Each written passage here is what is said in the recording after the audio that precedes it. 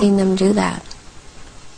People in Britain, listening to what you're saying, would obviously be staggered, I guess anywhere in the world, but what would stagger them mostly is, in Britain, the Queen Mother has an image of being the nation's grandmother. The nice old lady, and good old Queen Mum, what a lovely lady. What's your experience of the Queen Mother?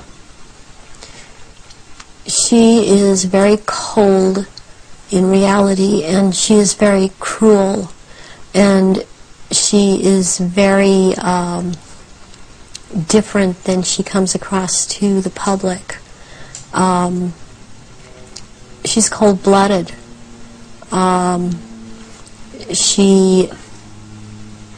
If she feels that you are someone beneath her, even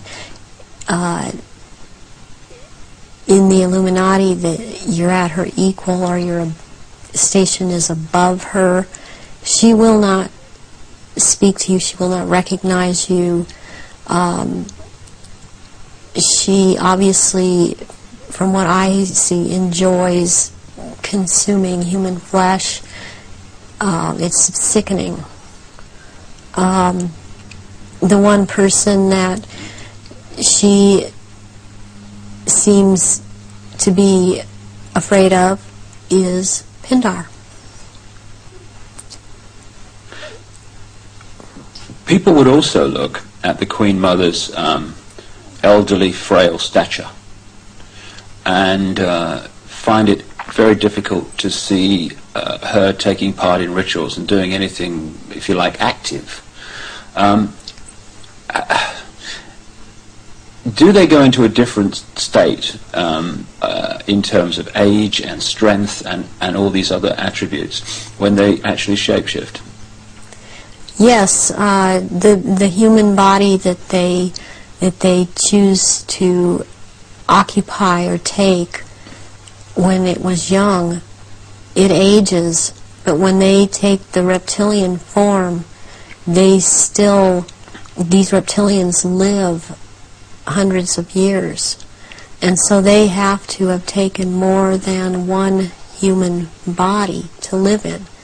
A lot of them are much, much older, and I'm including the Queen Mother in this, older than people think that she is. She's been in more than one body, human form. And when the time comes, if it is time for her to go on, and it has been chosen that she still has, it's known that she still has life or years to go, again, she will be put into the body, the essence of her, and the reptilian form will go, or the essence of her will go into another body that is also has the ability to shapeshift into reptilian form. One of the pure reptilian human bloodlines. Yes. What happens when, take the Queen Mother as an example, what happens when they shapeshift? I mean, what do you see? You start to see changes happen, and they're happening so fast that it's almost, it's the closest thing that I've seen to it is what they're now doing with computer technology. It's just a literal transformation that happens very quickly, and they get taller and they get bigger, and they don't look at all as reptilians like they do as humans, and thus the wearing of the robes, because if they were in clothes, the clothes would be torn apart. So let's take the Queen Mother on this subject as an example. We recognize her as a frail old lady. What does she look like when she shapeshifts at these rituals? She looks like the nose portion gets very much longer, and it grows into kind of a snout kind of thing. She has little fangs and incisors as teeth, and there's a tongue. They all seem to have this kind of tongue when they're at this level.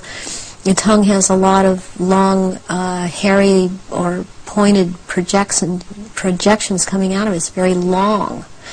And they have these, they don't have hands or feet, they have these claws.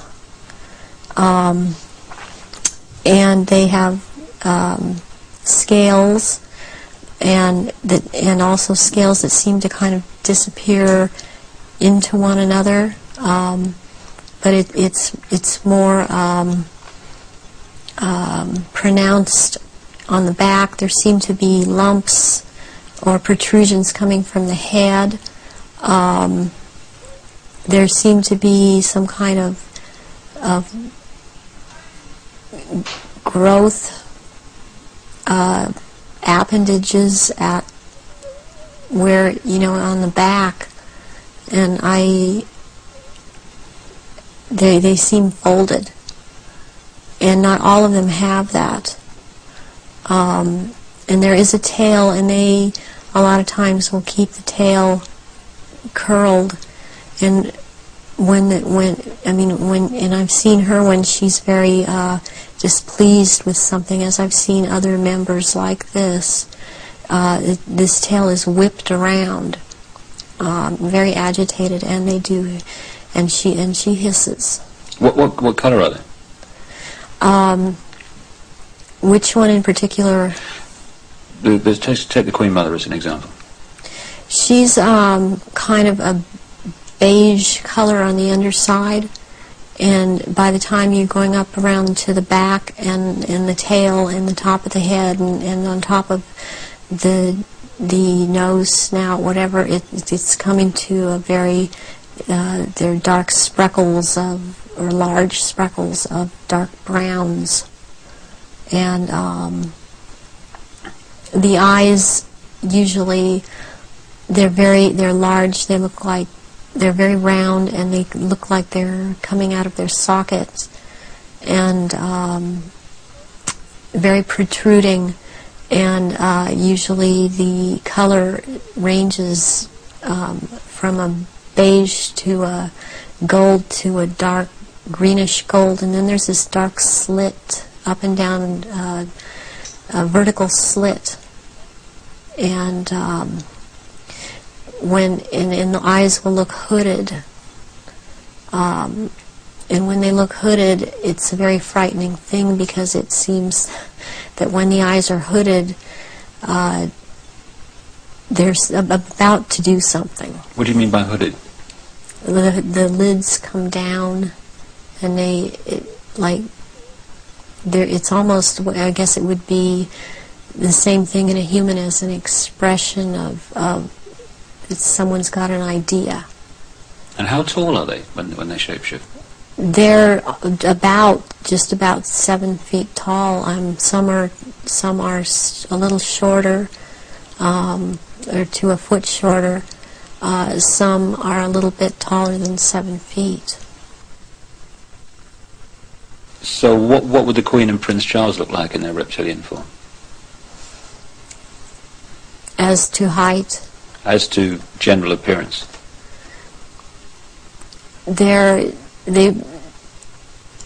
Charles resembles in both ways, in human form and in reptilian. He resembles Pindar. He's shorter, though, in reptilian form than Pindar, but the way that the reptilian, the nose shapes into the snout at that point, and the jaw becomes the underpart. It's very much like Pindar, and his mother doesn't look quite the same as he does. But what does the Queen look like? The Queen, she's darker, not quite so pale. She's darker, all over. She doesn't have the amount of I would call it freckling.